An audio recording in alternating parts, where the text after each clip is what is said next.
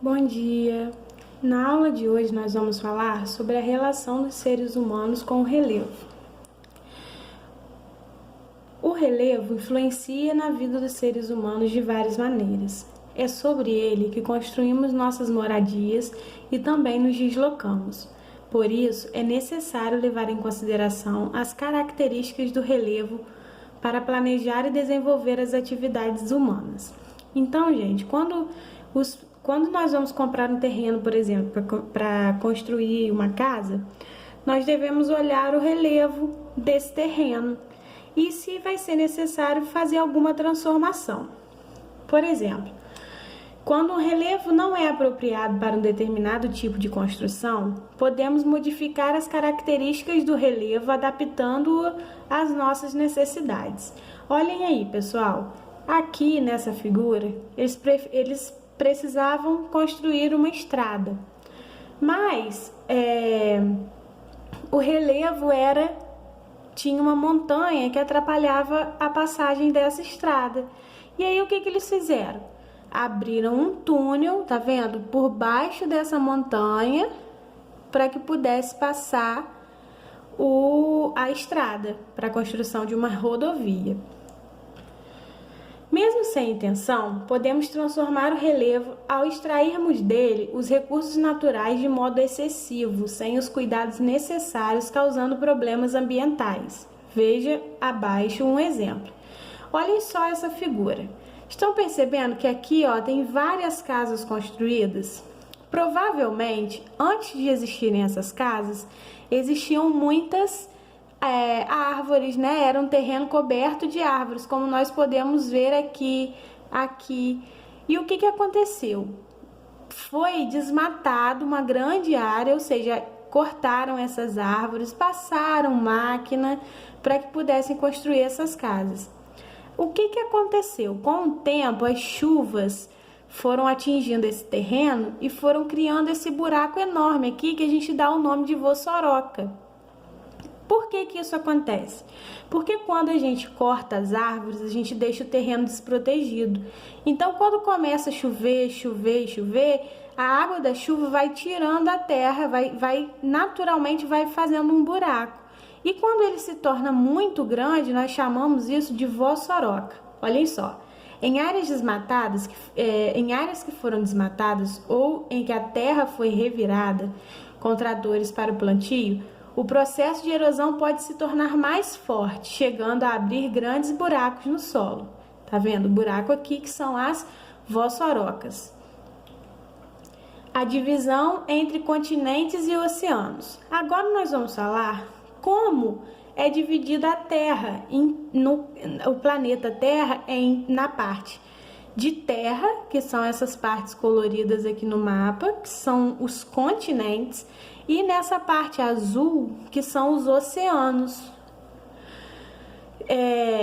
O que acontece? A força da gravidade, ela atrai os corpos para que fiquem presos na superfície da Terra, ou seja, nós ficamos presos na superfície da Terra, a gente não fica voando por causa da força da gravidade. E assim é com a água e com a terra também. A água, ela é atraída, né? Ela é levada para as partes mais baixas da superfície da Terra. E essas partes mais baixas são conhecidas como os oceanos, porque elas são cobertas de água. E essa parte colorida aqui que a gente está vendo são os continentes, que são as partes de terra que ficam acima do nível do mar, ou seja, o mar é sempre mais baixo e a parte de terra é sempre mais alta. Porque se fosse na mesma altura, o mar iria tomar conta de toda a parte terrestre, né? Da parte da terra do planeta Terra, parte de terra, né? Terra com T minúsculo. Então, gente, o que acontece? Como o nível do mar é mais baixo que o nível das terras, formam os oceanos, que foi o que eu acabei de falar com vocês. A força da gravidade atrai os corpos para a superfície do planeta.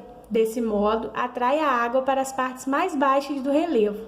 as grandes depressões, formando assim os oceanos. Por sua vez, as terras mais altas ficam acima do nível do mar, formando as ilhas oceânicas e os continentes. Então, nós temos essas partes menores, que são as ilhas oceânicas, e as partes maiores, que são os continentes. Relevo submarino. Nós vimos o relevo acima do nível do mar, né? Que são as planícies, os planaltos, as montanhas. Agora nós vamos ver o relevo submarino. O que é o relevo submarino? É o relevo que está abaixo dos oceanos, é onde a gente não vê. Ó, relevo submarino é aquele que está localizado abaixo dos oceanos e mares, ou seja, está coberto por água. O fundo do mar, assim como o relevo da superfície terrestre, não é homogêneo, apresentando formas diversas. Então, gente, a gente pode pensar às vezes que o fundo do mar é retinho, mas não é.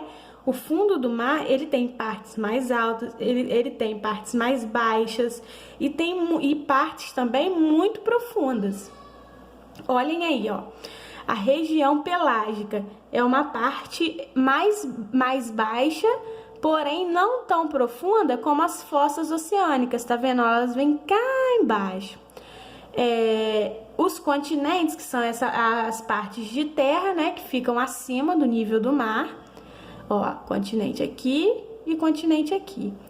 Temos a plataforma continental, que geralmente é a parte onde a gente toma banho de mar, que é a parte que fica mais perto do continente. Temos as ilhas, que são formadas lá no meio do continente, né, no meio dos mares, que são as ilhas oceânicas. E temos outras partes também, que são os taludes, que são essas partes menores, né, essas pequenas placas de terra, né, que ficam mais abaixo da superfície do mar. E temos também as montanhas nos leitos dos oceanos, que são de origem vulcânicas e podem formar ilhas, países como o Japão, a Islândia e as Filipinas, que estão localizados em ilhas vulcânicas. Então, gente, por hoje é só. Nossas atividades estão na página 286, 287, 288, 89, 90 e 91. Ler e fazer. Depois a gente vai ler a página 282, que é uma pequena revisão de tudo que a gente já viu, e criar um mapa de aprendizagem na página 293. Em todo capítulo traz um mapa de aprendizagem.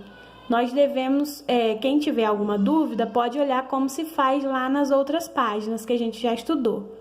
No livro de atividades complementares, fazer as páginas 104, 105, 106 e 107.